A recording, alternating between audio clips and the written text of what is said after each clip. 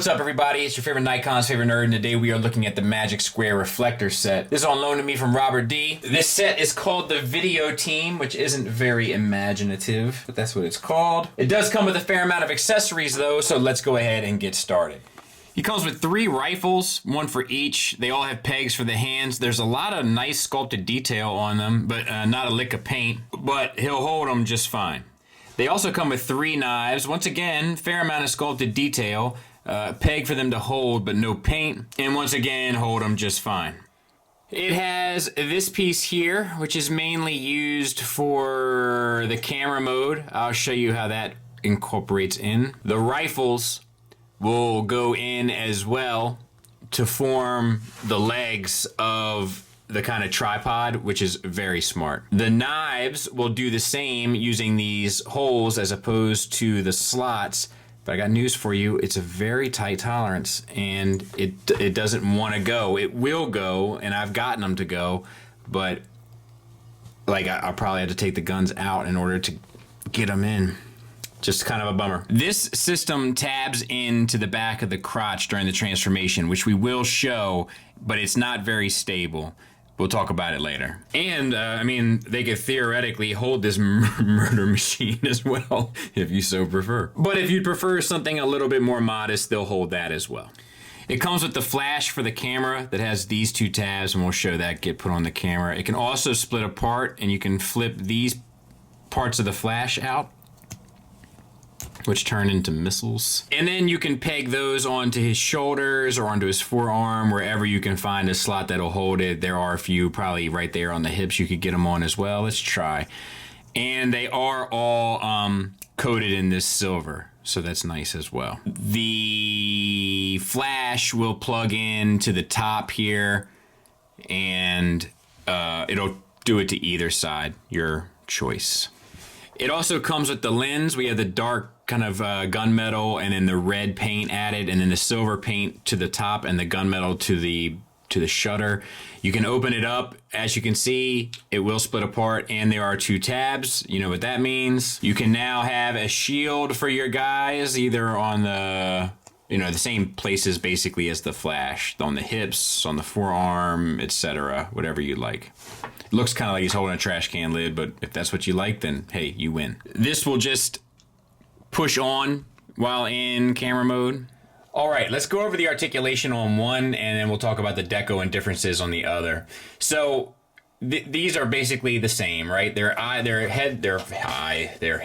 What is wrong with me today? Their facial expressions are relatively different. So he's got a different expression. He's got a different expression.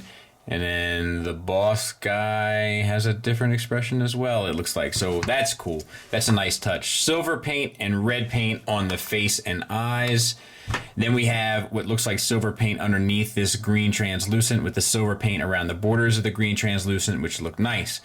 The head is on a ball peg. You get a swivel. You can get the head up. You can't really get the head down that much, and no real confused dog look. You do get a waist swivel, and you get an ab crunch on this guy. Shoulders get you a ball peg out to 90 degrees and a swivel around, and even a bit of a butterfly joint from inside the chest, which is nice. A bicep swivel, a single hinged elbow that gets you at least 90 degrees.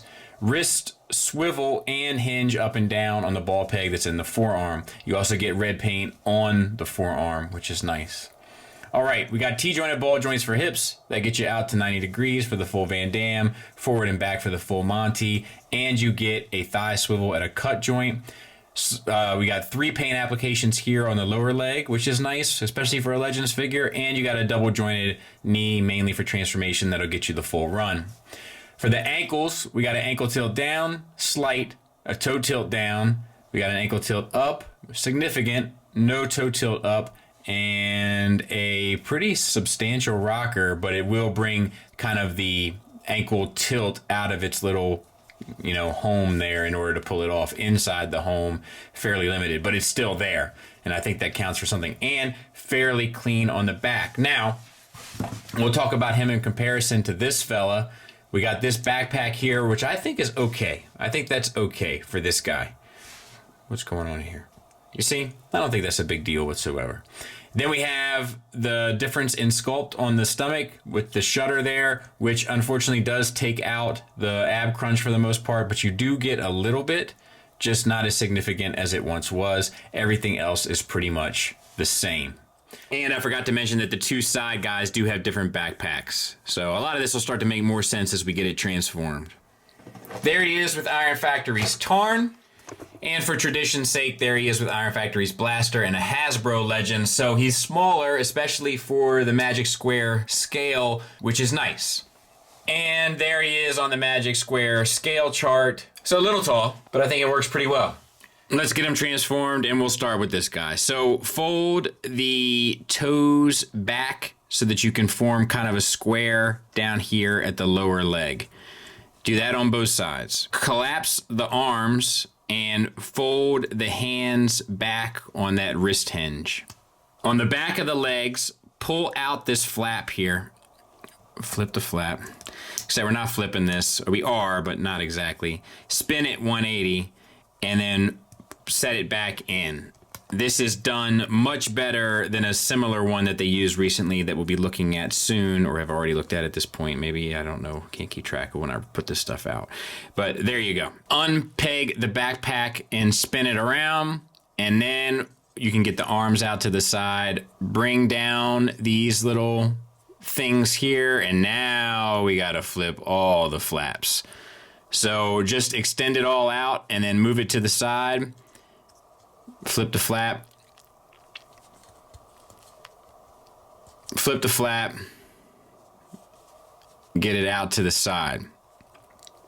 Then you need to bring the head down and then back in towards the body, at which point you can bring the arms around with the fist facing towards the inside.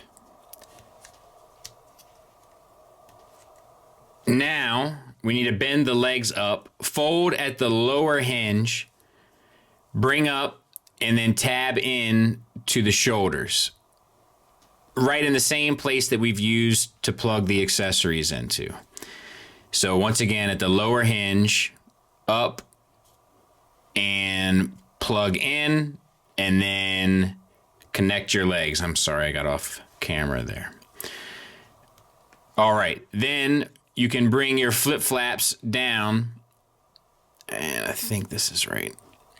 Peg them into the side of the hips, on that side, and on that side. And we'll do the middle guy. So bring his palms around so that you're looking at the front of his palms, and then do the arms like you did the first guy, but you're just bending the palms back differently.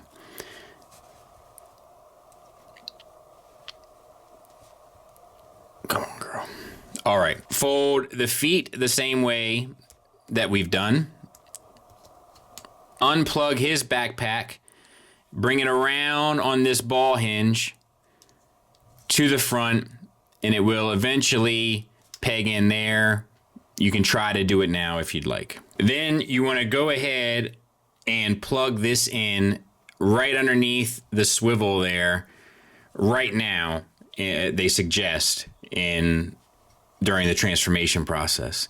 Now for this head, you want to bring up and back so that he's kind of looking at you.